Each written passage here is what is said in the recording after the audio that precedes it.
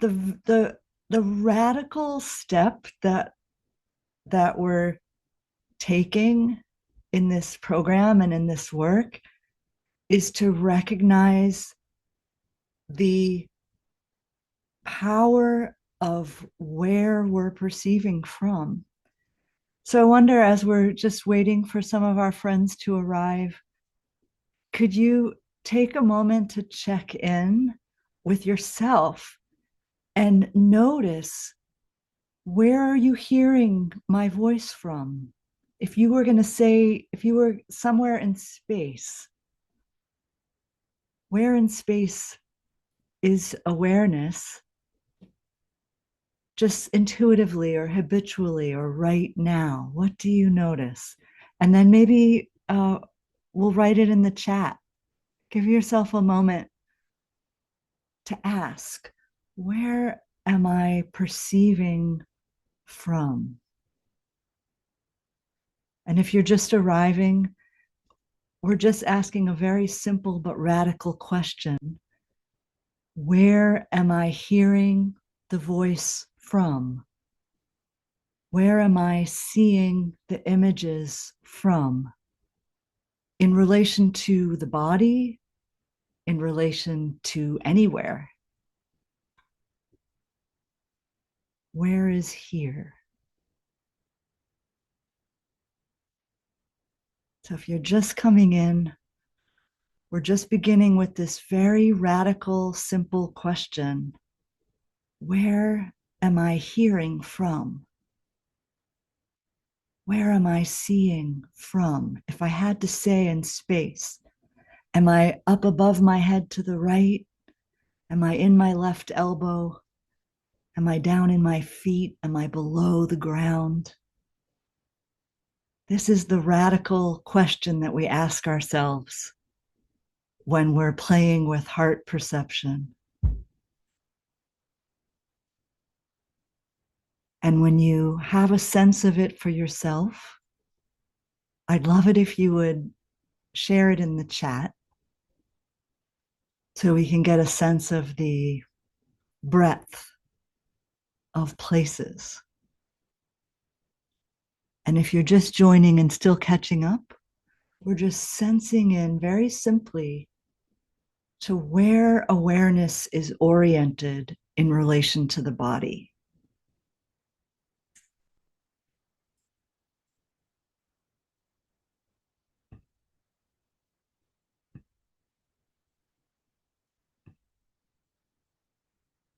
Nico says, from my heart, which is just grand, since that's what we're up to here today. Upper back right, solar plexus,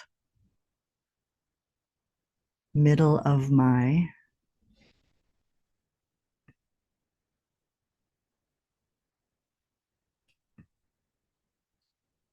heart,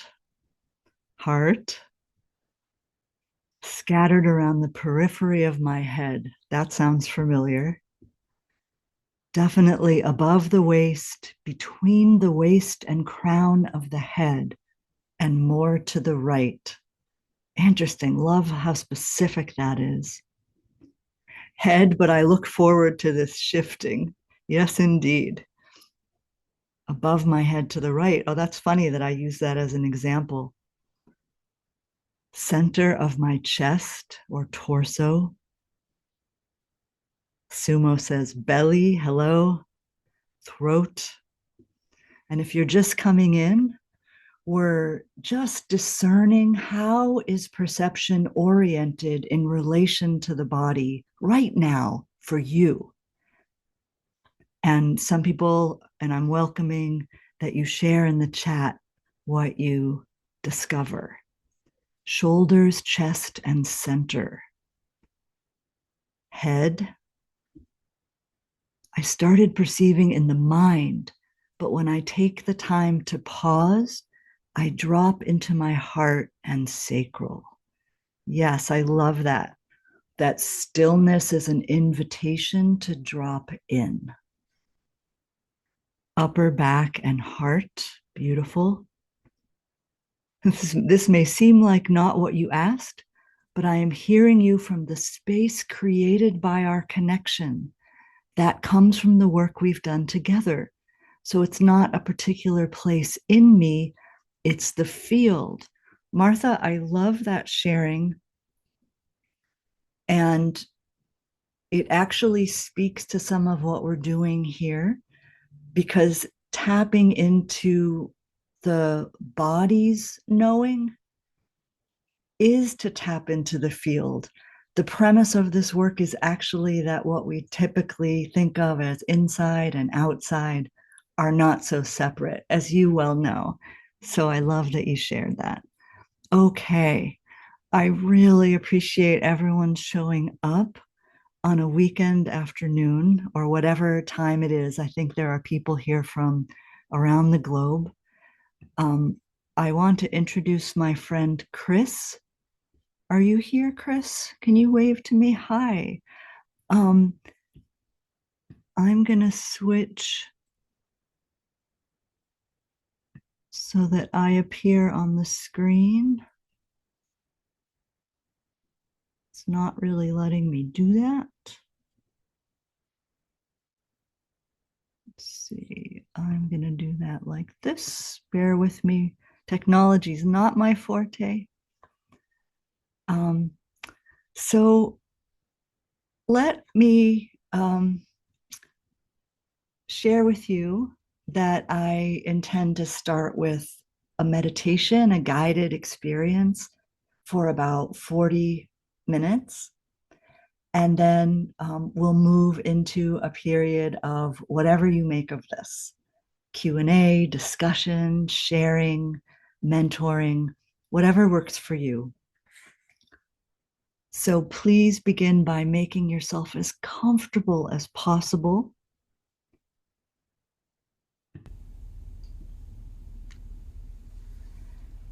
And I invite you to avoid being stoic. Avoid suffering in any way. Use this time for your own exploration. And my priority here is that you feel safe and comfortable and that you enjoy this. So in every way, I hope that you move toward a feeling of yes inside. And that's really the way of heart perception, is to move toward your inner wisdom, that which says yes.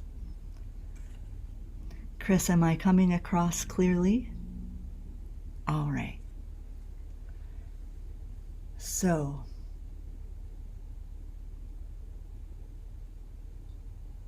the premise of what we're doing here together is that where you sense from matters, that it matters deeply.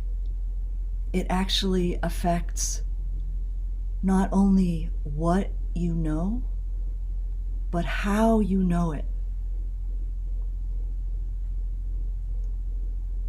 Where you look from, where you hear from, matters. To structure our experience today, I'm going to roughly divide our guided meditation into 4 parts. Let me tell you what those parts are going to be. First, we'll continue our exploration of where you are noticing from now. That's where we're starting out this journey from. Then we're going to practice locating awareness at the back of the heart, a particular spot at the back of the heart. Third, I hope that we'll practice heart perception itself. How do you know that heart perception has engaged? How do you know if you're doing it? We'll explore that. And then I want to give you some silent time to practice locating in the heart and to practice engaging heart perception in the way that I'm talking about. So let's begin.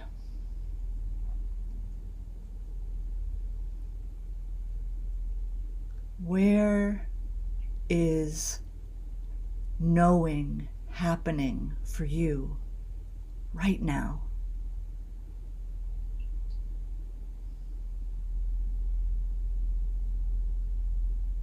It may have shifted in the last 5 minutes, it may have shifted in the last 30 seconds, or it might be right where it's been for 30 years.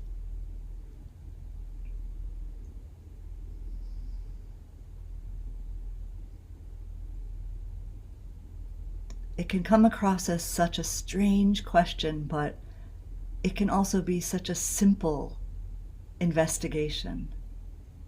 Am I looking from between and behind my eyes?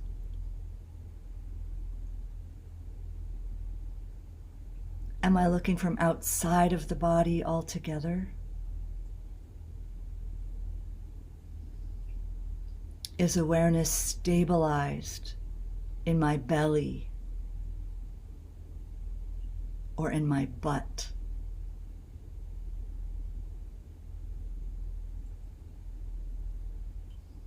Don't try to change anything. It's very significant simply to notice what's true now. This will give you pointers about many things, perhaps, but probably it's a guide to where you habitually carry awareness. Where do you operate from?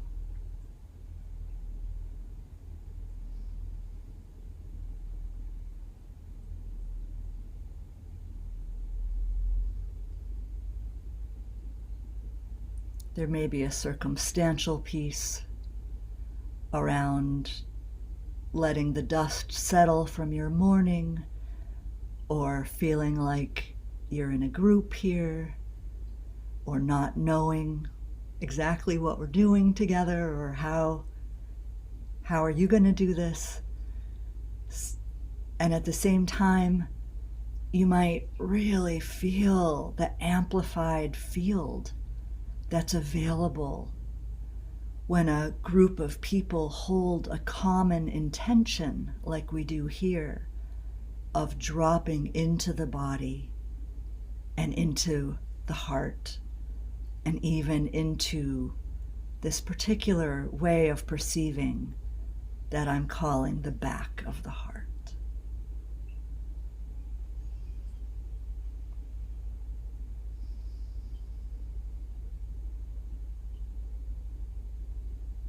Let's enter the second stage of our practice today.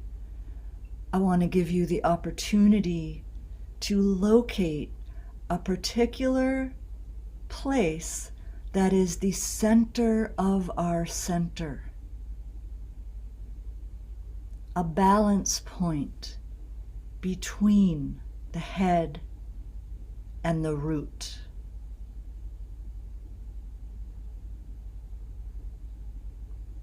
You might already say that the heart is that balance point, that fulcrum between head and gut, crown and hara,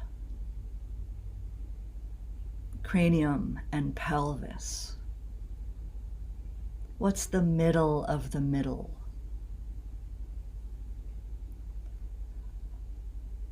The core of the body that runs through these locations.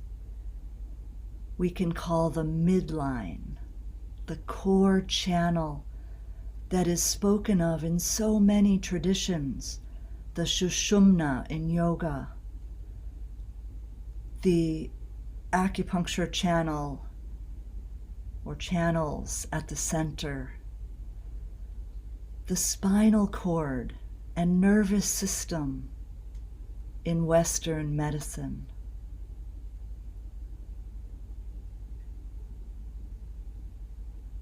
And we're heading for a location that is the center of this core channel. I want to offer you two different ways to approach it. One is to simply go there, especially if you're already familiar with this back of the heart place. But even if you don't, can you intuitively land in the center of your center?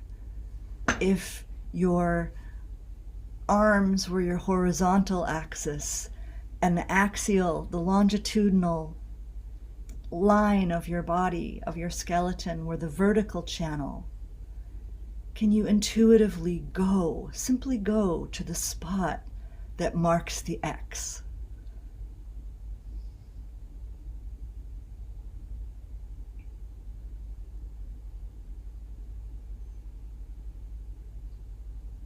And if that feels good or interesting, compelling, or you're very aware of this place, then let all the rest of the guidance wash over you and simply remain there as unwaveringly as it allows you to, as you can.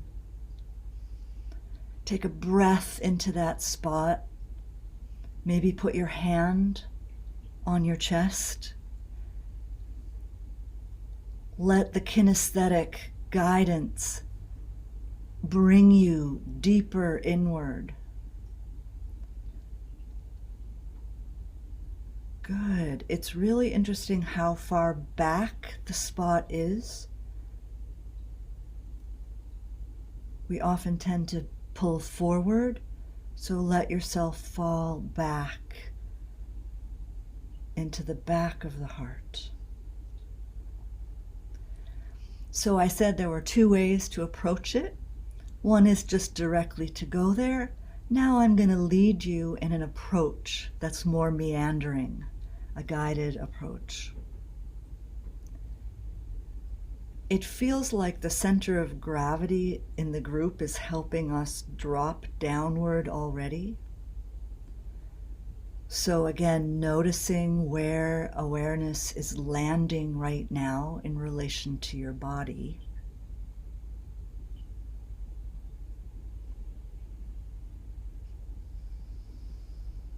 And if it's upward, then consider a practice called a wash, which is basically allowing awareness to cascade downward from the upper pole down below the neck. It might be like a waterfall, or if you're more visual, you might shine a light that travels along the inner core, shining three-dimensionally through the head and through the throat, downward toward the chest.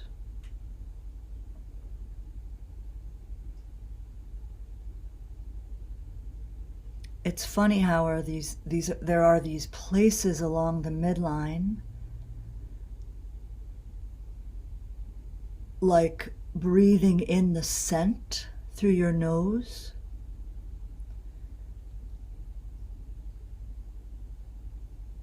where you are drawing in particles from outside you. You're accessing the air around the outside of you by staying in your nose, right? Whereas if you were in your elbow, your pinky, or your chin, you would only get information about what's internal to you, not what's external. So what is this like in your throat or your chest? Can you stay right where you are and receive the information which is incoming?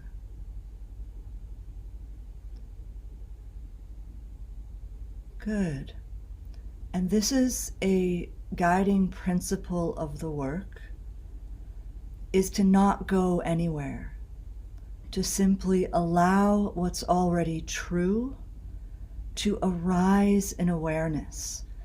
Your body is becoming like the surface of a still pond, where you don't have to make any effort to see what is below the surface of the water.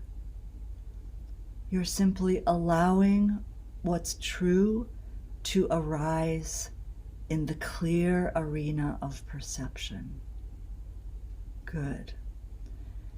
So we're continuing to meander down through the midline. We're noticing where we're oriented on the front to back axis. You know how when you really care about someone, especially if you are a caregiver or a professional caregiver, and you tend to lean toward, notice where you are on that spectrum. Can you draw yourself into the center? Almost like you have guy wires extending beyond your tent. And there's a guy wire distributing awareness behind you as much as it is in front of you. That's really helpful. And while I'm mixing metaphors, what if you were a whale or a large sea creature and you were breathing from the back of your heart as though your whole being was a giant lung and you were taking in the air from a spot at the back?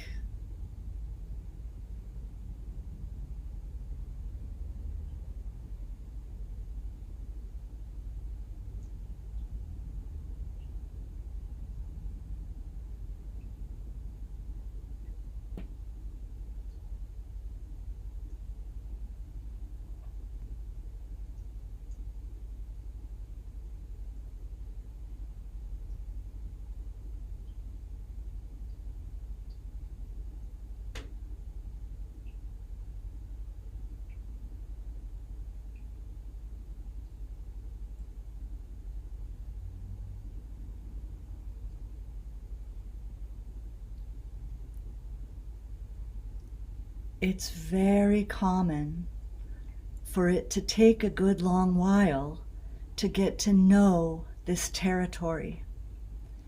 And in fact, this is not always neutral territory. Sometimes it can carry quite a lot of charge or even defendedness, maybe a sense of sweetness, maybe some vulnerability. Maybe there are memories or a history with any place along the midline, but in particular here where we're hanging out today. It's most important not to push. And one of the magical things about heart perception and finding our way to the back of the heart is that the act of dropping in and settling down is meaningful in itself. So even if you continue to rise up or out, or you're not quite sure, or you're toggling between, that's actually okay. It's part of the process. Just like none of us can remain centered unwaveringly, life is going to give us opportunities to fall out of center and then to find our way back. So stay with this process. It can sometimes take quite a while even to find the spot, and then it can take quite a while longer to learn to remain there. And then even years later, life is going to give me plenty of reasons to fall out, and then I bring myself back. So we're coming to the close of this section of our meditation, let me give you a few moments of quiet just to practice again, resting at the back of the heart, in the cave of the heart, at the back wall. It's the back wall of the atrium, the upper right quadrant of your physical heart. Oh, I'd like to say that it's so far to the right of your physical heart that it might be a smidge to the right of your spine. This is a crazy fact about the heart that's unknown. It often brims over just beyond the spine to your right-hand side. So not only are you far back, but you're very far to the center, so far that you're actually a little bit to the right of the spine. Yeah, that's really good. So that's good to know. And you might actually choose to come in through the back. I'd also like to offer that option. You're so far to the back that occasionally it's useful to enter from the back. Great. Let's breathe there together.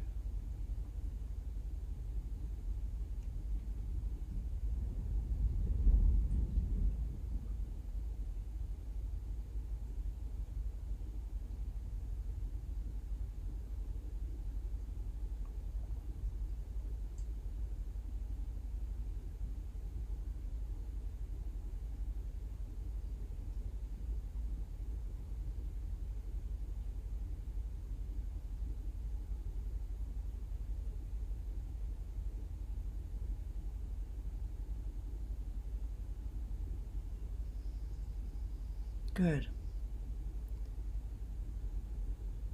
So after all this discussion of finding the spot, I need to break it to you that I'm much more interested in the function of this spot than I am in an anatomical location. And that's why, even though there is an anatomical location that's associated with this spot, it's called the sinoatrial node of the heart, or the SA node.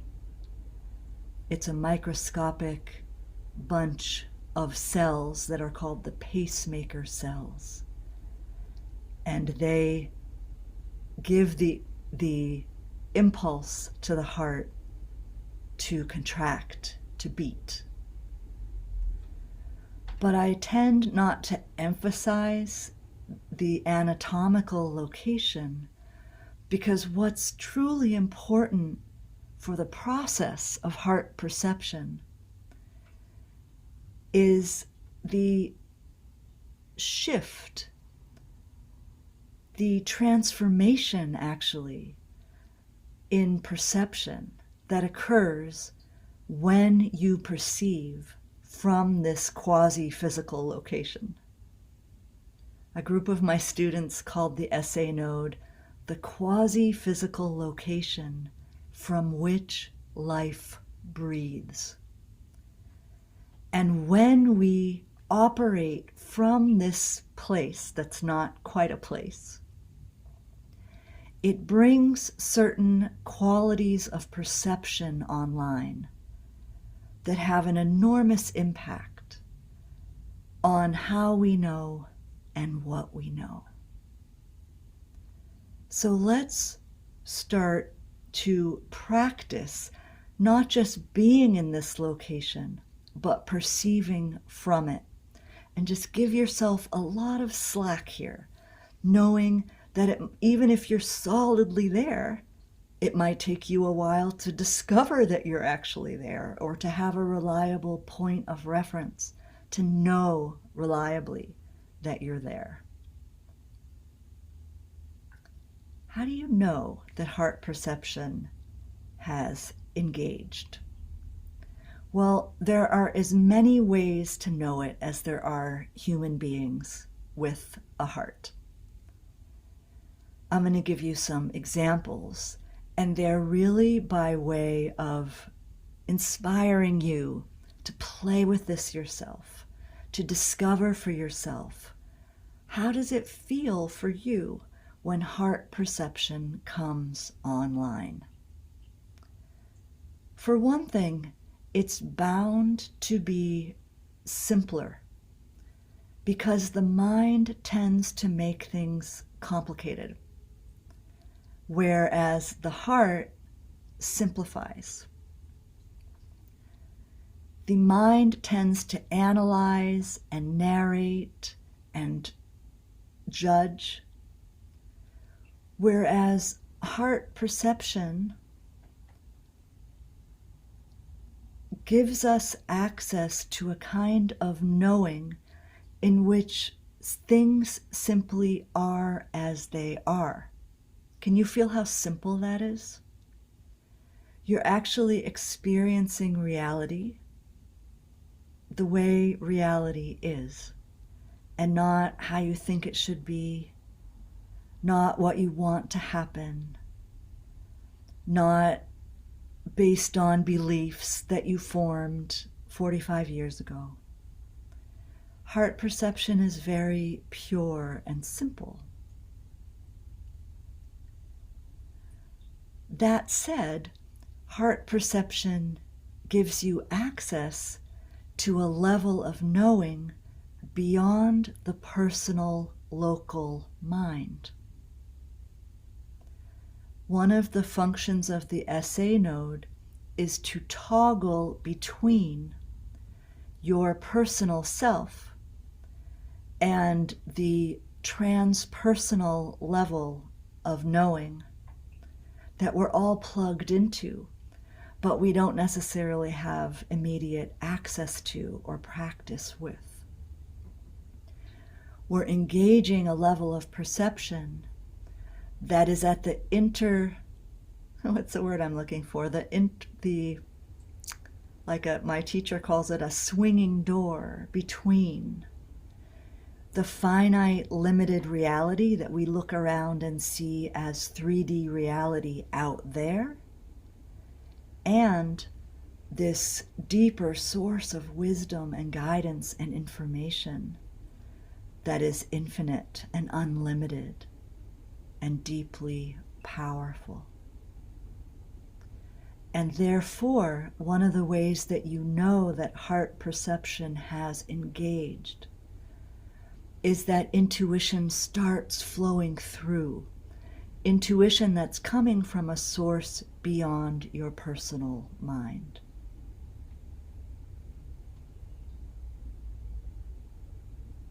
So you might be receiving guidance, but it doesn't have to hit you over the head and feel very special and like, oh, I'm deeply connected. It might feel that way. You might feel a surge of love or radiance or guidance. You're in the flow. And at the same time, you may simply know things that are uncanny. And it may take practice to trust that other source of information. Because it might not feel particularly woo-woo. It's just you're plugging into the place where that information is available. And even as I'm talking, notice whether you're coming out in your eagerness to learn and to know, which is so delicious, and I'm loving being with you. And bring yourself back to the most important thing, which is landing at the upper back of the heart, the quasi-physical place where life is breathing you into being at every moment.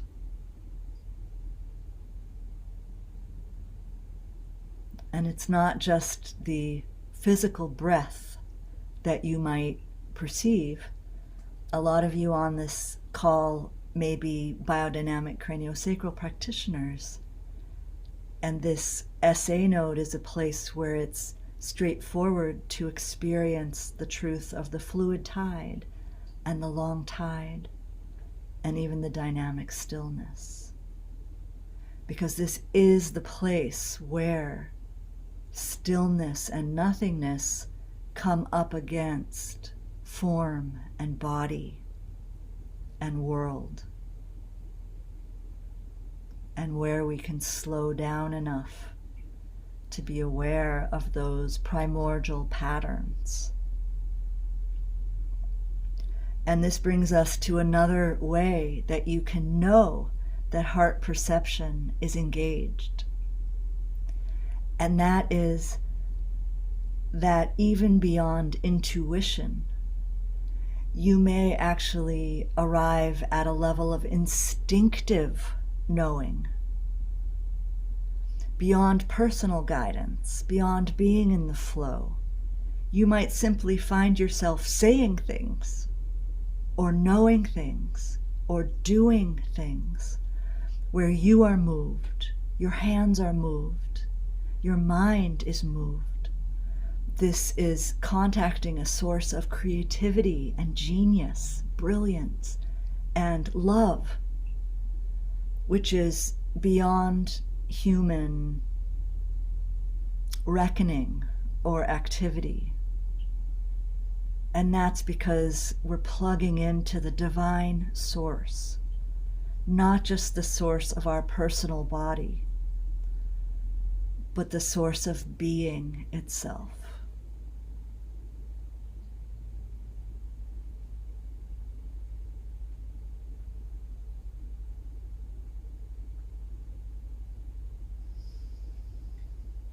Great. You can imagine that access to this level of knowing is going to have flavors that are different than the laser sharp knowing of a mind, a personal mind. So some people find that when we're just starting out with heart perception, it can be daunting. For this reason, it actually can feel a bit blurry or unfocused. I mentioned that we're looking for the function of heart perception in contrast to the function of mental activity or head perception. And the function of perceiving from the head or the personal mind is to separate the knower from the known. That's what the mind does. That's why scientists are so good at what they do when they are. They are creating an experiment where they separate from what they're exploring, and then they get to know it as other. Well, what are we doing here with heart perception? We're actually doing something completely different. With heart perception, we are knowing from a non-separate place. We are knowing from the place in us that makes wholes, the place in us that unifies us, ourselves, me, from the place that we call you. We're putting them together. We're allowing the heart to experience the truth of our unified being. Does that make sense? We're experiencing life or reality or the body from the place where I am deeply with you, not just connected to you, but unified with you. Now, this may bring up feelings on the part of the personal self. Well, wait a second here. I don't know about that. And if it feels unsafe or uncomfortable for you, linger there. Please do not push through. Get to know your feelings of discomfort or charge around that, and slow the process down by feeling the resistance. On the other hand, if something in you is gung-ho, follow that yes. Hey, I've been waiting my whole life for this. I've instinctively known that we are one. Now let's go. Let's experience the truth of that instead of thinking about it. Well, the great place to do that from is the back of the heart, because it makes that process effortless. And that's worth noting. This doesn't require any exertion on your part. It can bring online new channels of perception, so you may have to practice for quite a while to know, oh, like now I'm submerged in this sea of living fractals. Wow, that's incredible, that's sublime. You can even be distracted by how beautiful it is. Or you may experience the bumpiness of dropping down, experiencing the aperture widening. You may, if you're more auditory, you may feel that or hear that you're crashing through the sound barrier, and that might be intense.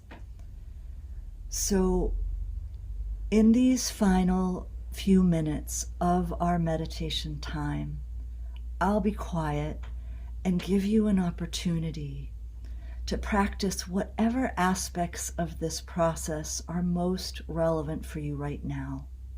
Please be easy on yourself. Know that this can be a long time practice, but sometimes we have magical beginner's luck. And our intention here is either to practice locating the back of the heart place that toggles between finite and infinite, manifest and unmanifest, activity and stillness, finding that location at the back of the heart that gives us access to both activity and emptiness. Or you might be squarely landed in that place of freedom, perceptual freedom, and you may use this time to get to know how it's showing up for you. How is knowing appearing? How is this way of knowing different than ordinary head knowing? Let's play.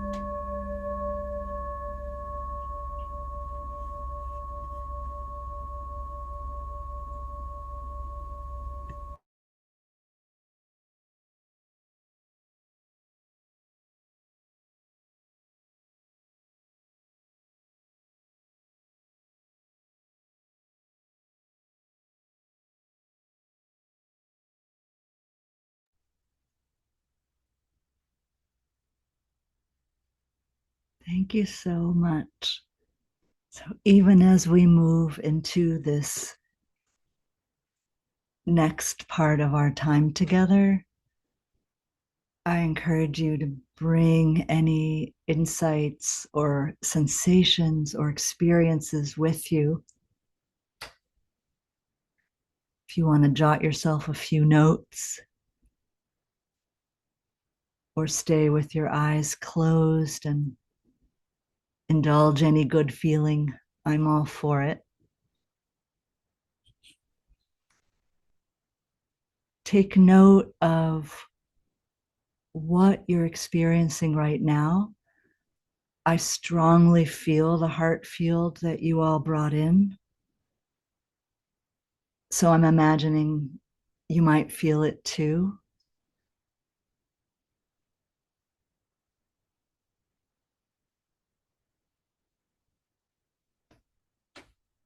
To me, it feels so warm and inviting, almost like we've dropped into a different element,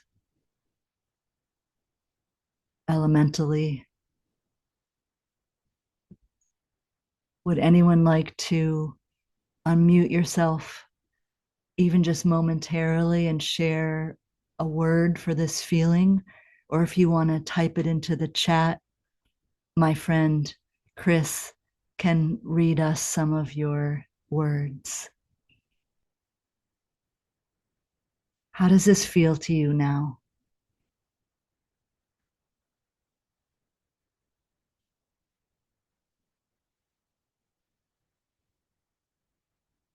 What do you notice about this feeling? And again, I'm such a kinesthetic person. For me, it comes through as a feeling. But some of you, you might see colors or fractals, or you might hear an inner sound.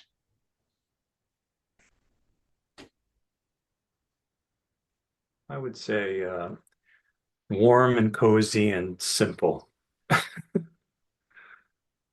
Love that. Warm, cozy, and simple.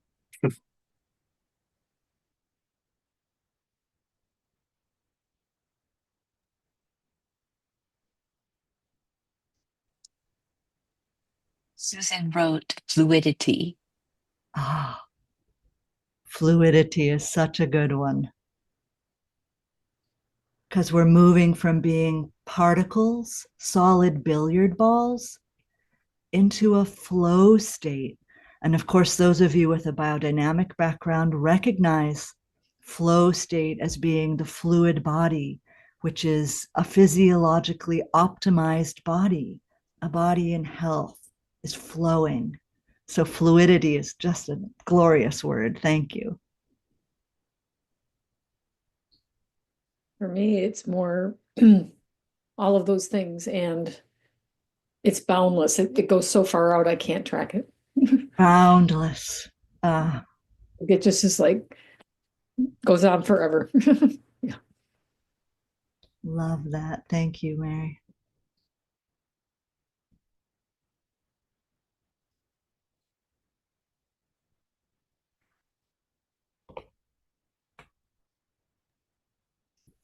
Rebecca shared, it's a place that's stronger than I am.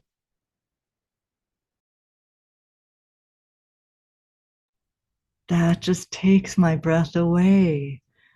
It's something that I wanted to name, and I'm so happy that you named that. Thank you so much, Rebecca. Because so often the heart is a place that's grieving or overwhelmed. It's a place where we feel, and there's a lot to feel in this world. And being a human is not easy. And one thing that I have found so effective about heart perception is that it can hold things that I don't feel capable of holding. It can offer a kind of compassion that's beyond personal compassion. Thank you very much for those words. That's really moving to me.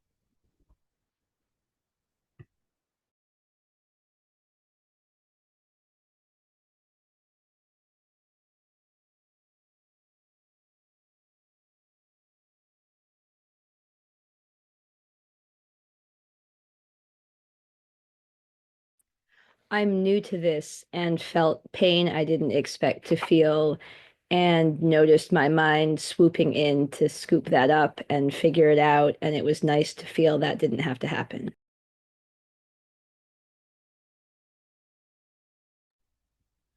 You say you're new to this, but if you already have the stability of not giving in to your mind's voice, that demonstrates a level of maturity in heart perception. It's much more, it's true, Kate, it's much more common that the mind co-opts our initial investigations and explorations because the mind wants to be in control, and reaching for the pain is often a way of short circuiting the heart opening. So thank you very much for revealing that. It's daunting to feel pain when I wasn't aware that it would surge up like that. So I especially appreciate you bringing this in to be held by the group and by your own heart. Thank you so much.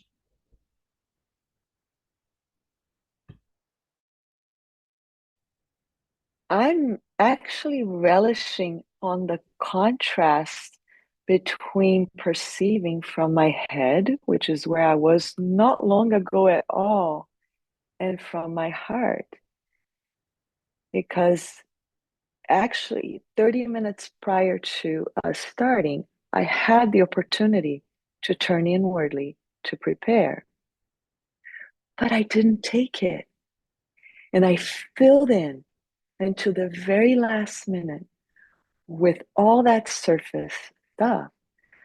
But now I see, having gone as deep as I did, the beauty in that too, that I can hold and appreciate my relationship to both. And that brings light to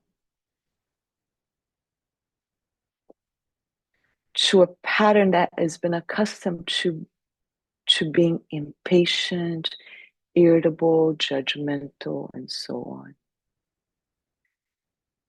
And I feel that this awareness has come in part from the continued guidance that you brought in being gentle with the process of arriving wherever it is that we were meant to arrive.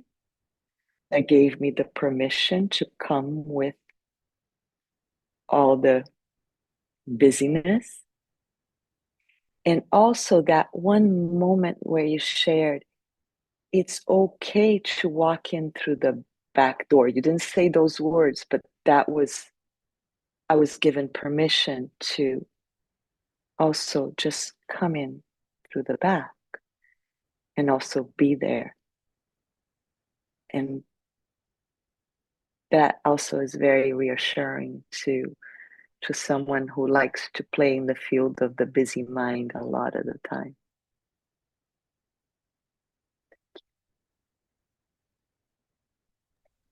It's so great to hear from you, Christiane. Thank you for that sharing. I sometimes talk about coming up from the basement too, as well as coming in through the back door. It's just like you seem to relish. It's all about what works in this moment for me now. So someday you might be deep in meditation and come in through the front door. And today you might squeal into home base. I need help with the baseball metaphors. Do you squeal into home base? and then discover some door you didn't even know was available. For me, what's really thought-provoking about your offering is the way you're bringing in the mind. And I'm so glad for the opportunity to emphasize that no one here is trying to make the mind stop or to cut off the insights that the mind or even the third eye can offer. And in fact, I feel like what we're talking about here is that for any condensation of awareness or energy along the midline, there is both a defended way of perceiving and transmitting from that location, and there is an awakened way or an open way. So you can look from the mind or from the third eye, and the function is not necessarily to separate. It could be that you arrive at extraordinary clarity and lucidity through that opening your gaze at the level of the head. What's unique about the heart is that it takes advantage of both. You don't have to give up your mind in order to see through your heart. You just have to give up your mind's function of separating from what you know. And I have found, like, sometimes my meditations feel like when I'm resting in the heart, I'm just getting downloads of information. And I notice that my mind seems sharper than my usual mind, or it can access information more. But even so, there's a way that I'm using the mind differently because it's coming through the heart. I'm not sure how that relates to what you shared, because you were saying you relished the contrast between, which I find so thought-provoking. Yeah. Thank you.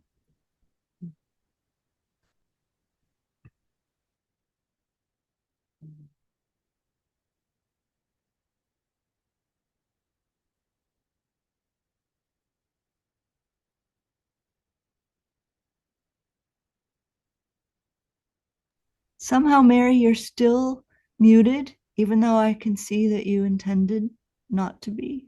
Can you try that again? One more time. There. Okay, there we are. All right. Well, I know there's a friend of mine used to call this lusciousness. And it's interesting because I would expect it to be all lovey-dovey, but it isn't. It's this wonderful feeling of beingness that is kind of luminous, though there's no light involved. It's it's kind of shiny, but in a odd way. The one thing I don't know if this is related to it or not. It must be, because in this same place I have spasms in the muscles of my back, and the long muscle on the right side of my back, and it's like right there where this node is. It's right there. And every once in a while I go, whoa, So I don't know, maybe something's trying to loosen up there, I guess. So thank you. This has been lovely.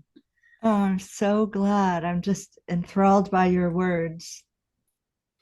The lusciousness that's not lovey-dovey is like going to go down for the ages. Eckhart Tolle has talked about how when you go through this portal, he calls it the portal of the now. We're calling it the SA node. And he has said, when you go through this portal, love is not something that I'm paraphrasing, love isn't something that you do, it's something that comes through. Right.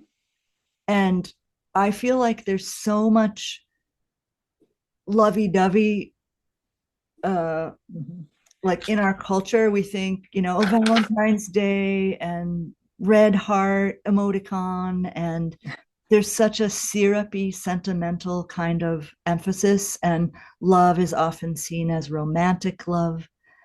And you have so hit the nail on the head, Mary, around how love is what comes through, just as the light is what comes through. It's shining on something that's always available. And it's like what the Vedic people would call like the self-effulgence, like the light that's inherently illuminating. Mm-hmm. And so it's shiny. And in fact, I hope I'm not like steamrolling your words, because I just want to linger with them because they're so beautiful and the feeling is so beautiful. But the void, like what I call stillness, is another word for the void or the emptiness. It's that which holds the potential for form, but in and of itself, it's formless. That is pure light. But there are no objects for the light to shine on, like in deep space. Deep space is black because there's nothing for the light to shine on, but the light is shining through. It is light itself. So this shininess of the soul that brightens when we are aware through this heart function. It's just perfect what you said. Some of my clients sometimes ask me, did you turn the light on? Did the sun come out? Because when we access this dimension of being, it is bright and it feels like love.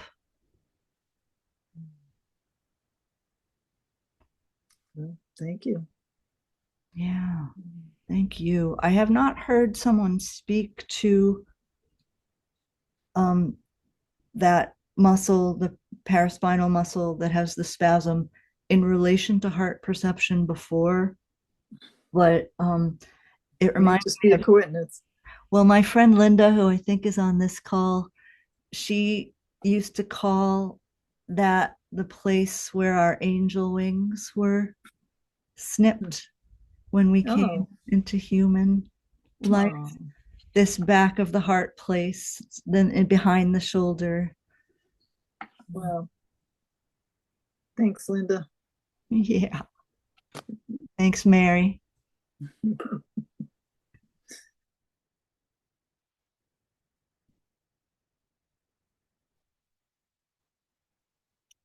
I found myself so deep in the quietude that I didn't really want to speak, and I still don't really feel like speaking.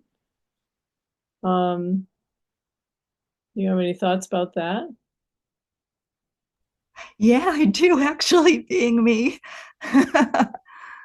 Thank you for speaking. I would say for way more than 5 years, maybe closer to 10 years, it was all I could do to close my eyes and drop into the back of the heart. And, I kind of had it down when I was in the session room where the parameters were set and I was doing nonverbal body work. There was no way that I could keep my eyes open or speak from there. And it's just, I think, something that grows in us as we acclimate to it.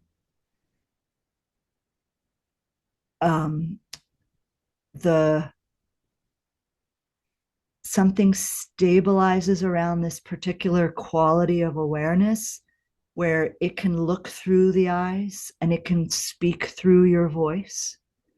And so instead of having to leave it behind when you open your eyes, you can bring it with you. It comes with you. And ultimately, that's what I aspire to. I can't always maintain that level of contact with it, but it is awareness itself. It is spacious awareness. We were talking about it a minute ago as light and love. You could equally call it awareness or space. And so it can be transmitted through activity if we let go of that muscle that says, I need to be a someone doing a something and I need to use my mind to get it done. It can be so scary at first. For me, I mean, I'm speaking for myself, it was so scary because the level of surrender is so, I mean, you could start small, but it requires not being a someone trying to do something and get it done with other people that I see as different from me. And that's daunting on many levels. Does it feel like I'm speaking to the sensitive part of you that wanted to stay with? How does this sit with you? Not really, because I don't feel like it's activity or connection that's an issue for me, but something specific to speaking. Oh, interesting. Yeah, not the doing,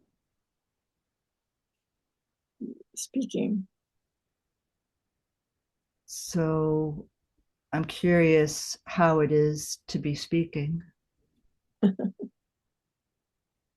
How is it?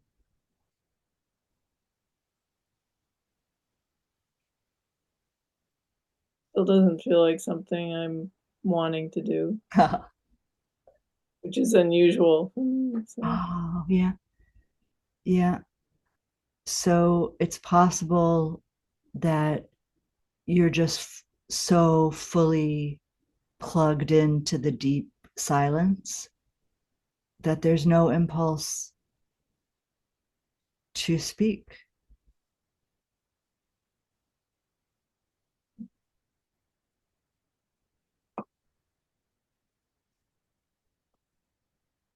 Sounds good.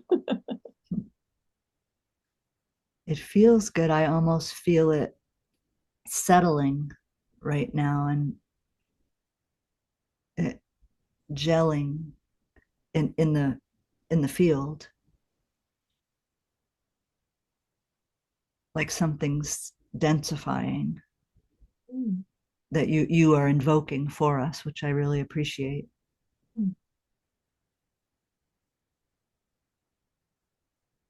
Thank you. Yeah, thank you very much.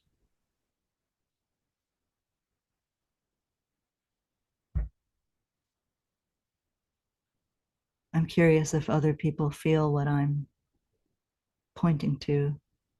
I do. I feel exactly the same. I feel like I think I probably fell asleep during a little of the meditation. It felt so good. But right now, I'm kind of feeling what Leslie said, and I just feel I don't even have the words right now, but I feel like I'm able to communicate without them from the energy of the group and the strength of the bond of the heart between us.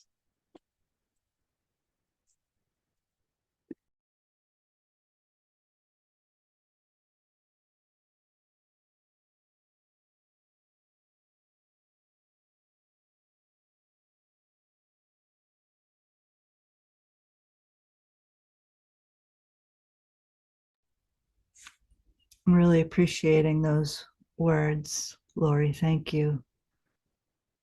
The words were where they came from too. The Can you feel how even my words are not like that? It's not quite tongue tied. It's because this deepening of the silence is so slowing me down and permeating us.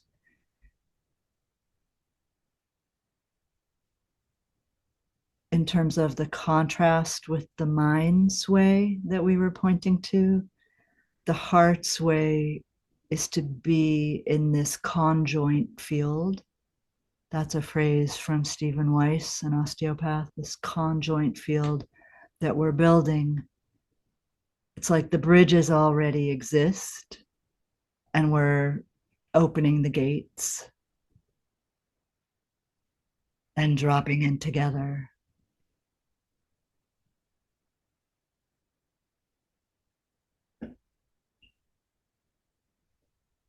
I'm so much appreciating what everyone has said, all the way from warm and fuzzy to the connection between all of us and the silence and stillness, and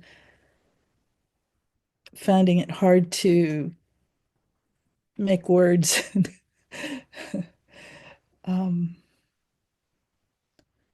it's such a treat for me to do this with other people. About a year ago, I think you did this. Well, more than that, but the one last year, the things that stuck with me were the term freedom of perception. And that's been really meaningful for me all year. And you encouraged me to practice. And I have. I can't say I live here yet, but it's so wonderful. And I'm just loving how it feels to hear other people's perception and experience. Because it's all of that, isn't it? And I don't always recognize it till I hear it from someone else. So as other people speak, it's kind of filling in little spots for me in what it is that is real for me right now. And I love the thing about it, it doesn't have to be lovey-dovey. Because I have tended in my life to kind of go to places that are separate from my mundane life to feel real. And now I'm understanding that I can be in my life and still have this.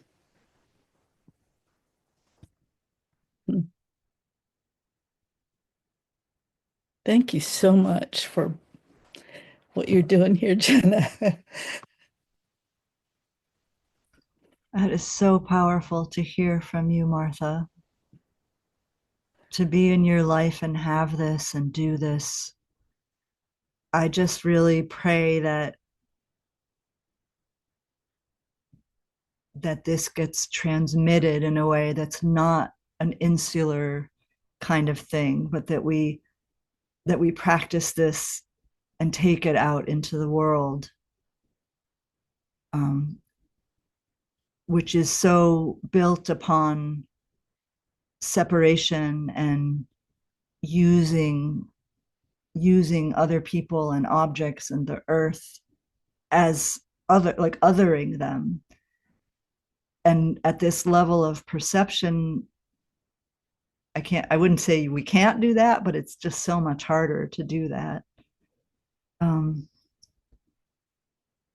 I really want to follow up about freedom of perception, because as I was closing the meditation this time, I thought, oh, like that's something I usually emphasize that just didn't come through me this time.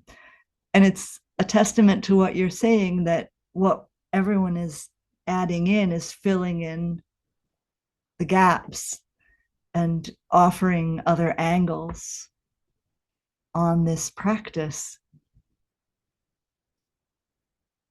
Thoughts are fixed positions. And so I was emphasizing being in the fixed position of the head as a source of knowing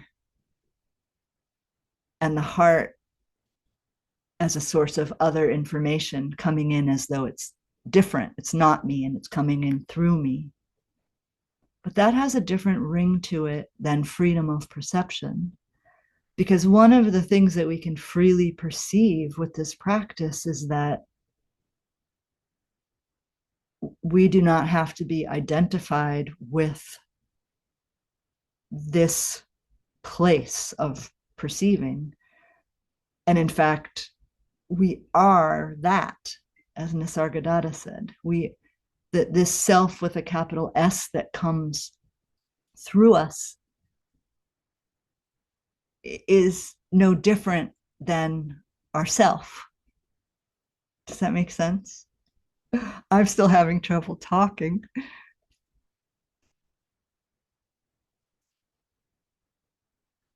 There's something about how we usually think of ourselves as a fixed place where information comes in and information goes out. And the heart is just much more nimble and malleable. And the qualities of being that emerge out of heart perception are just much more diverse and more responsive and less identified with the mini me and all of my history and my wounds and my thoughts. And in fact, orienting from the heart can be a place of tremendous healing for those parts of ourselves that feel separate or isolated. That goes back to the flow and the fluidity. Martha, it's just so good to see you. We have these sort of annual meetings at the Heart Perception event, and I feel so close to you, even not having met beyond these events. Thank you for sharing. I hope to meet you someday soon. Ditto. Ditto. Yeah, thank you. Very mutual. Can I say one more quick thing? When you mentioned the freedom of perception at first, that rang so true to me, and it made me feel like I have so much more power than I thought to choose consciously. And then Rebecca hit on it when she said it's a place that's stronger than I am. So it's not just that I'm powerful, it's that I have access to a powerful process. And I'm not hearing my own words as being exactly what I want to say, but this is rich. Thanks again.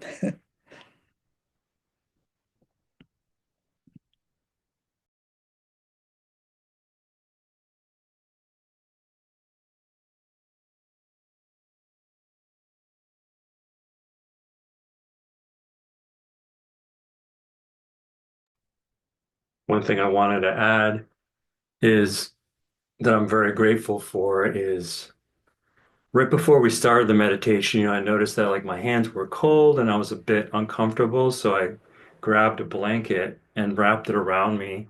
I felt just honoring my needs really put me in a place where I can almost instinctively connect to my heart. So I just wanted to share that with everyone. And then,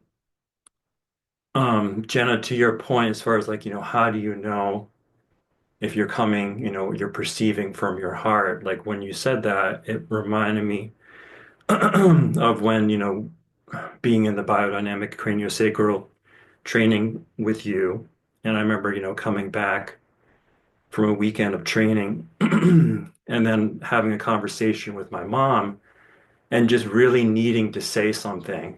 And I knew I was coming from my heart, like, because it really needed to come out.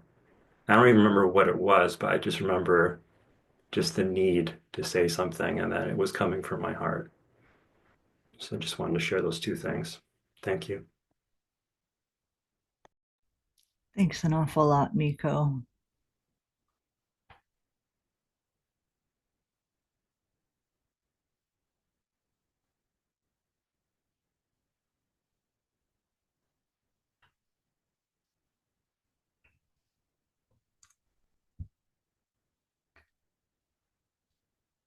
I would love to hear from anyone who was challenged by the practice.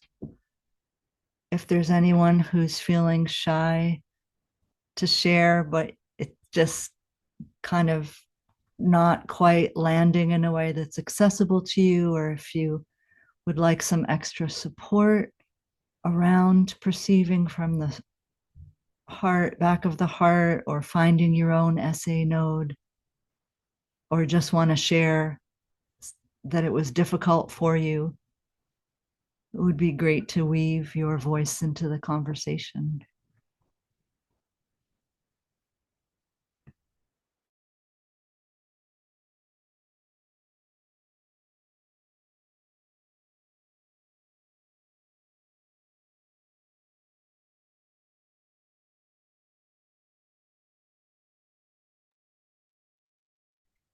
So for me, when you said, you know, the arms out and then that point that intersects, then my mind was fighting that because it felt like it was too high,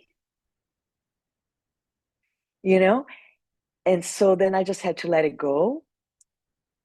But then sometime not long after, you emphasize surprisingly, even to the right of the center, even, you know, and as you said that and the way that you said that, I felt like I landed it.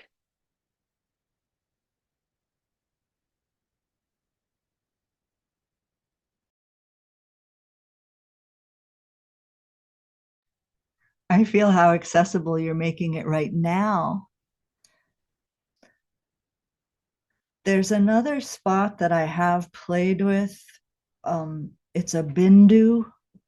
I've heard Christopher Wallace, Harish speak about it. At the bottom of the heart, like more at the center, more of what you'd think of as midline. And it seems to have the same attributes for me. It brings heart perception online in the same way.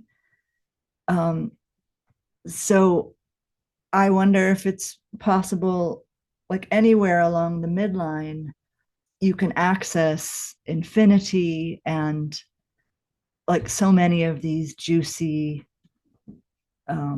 perspectives, let's say.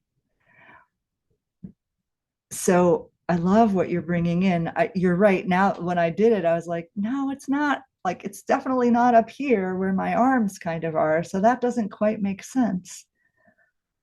It feels like it's more metaphorical. So that's a really good point you're making. And it sounds like you totally found your way there, even in spite of my misspeaking that way, or my leading you in the wrong direction.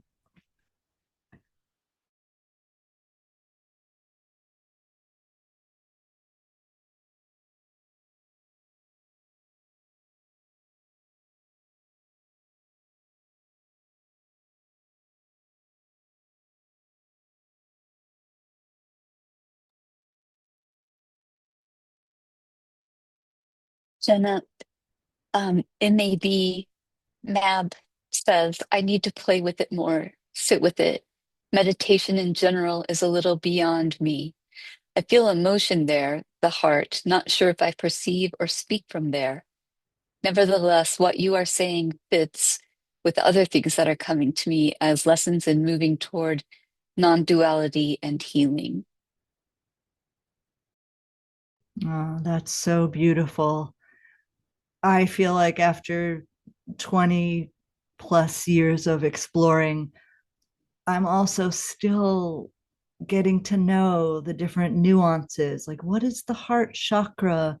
What is the SA node? How do these different places in the body illuminate experience in a way that is supportive of true seeing and loving kindness? It feels like the slightest adjustment can bring something completely new online. So I just really encourage you, all of you, but especially MAB, Monica, to to keep exploring. And I would so love to be in touch about what this engages for you. What is this like for you? And I really think it's going to be different for each of us. So appreciate the sharing.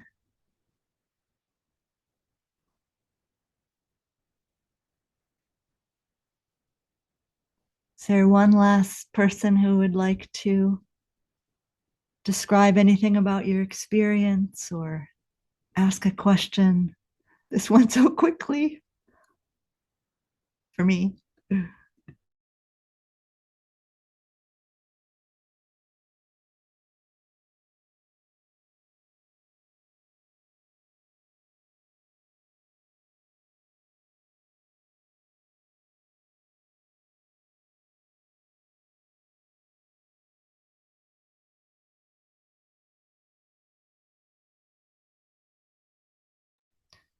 Well, if it's okay, I would like to share something about my experience to close this event. I'm still really reverberating with the conversation around speaking, and I would like to share that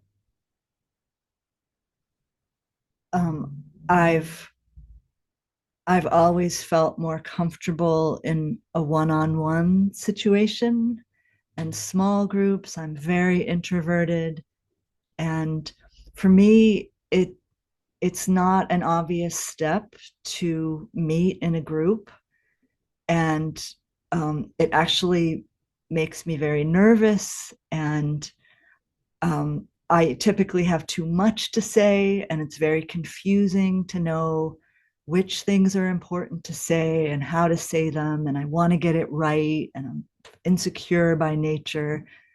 So I wanted to just let you under the hood of that, in the sense that um, I'm really trying to walk the talk, and I want to acknowledge how, like, this event comes out so differently each time we do it, and that's because we are in a common field, and you are somehow non-verbally expressing what are your priorities for this conversation and what wants to come through, and how can we as a group support you.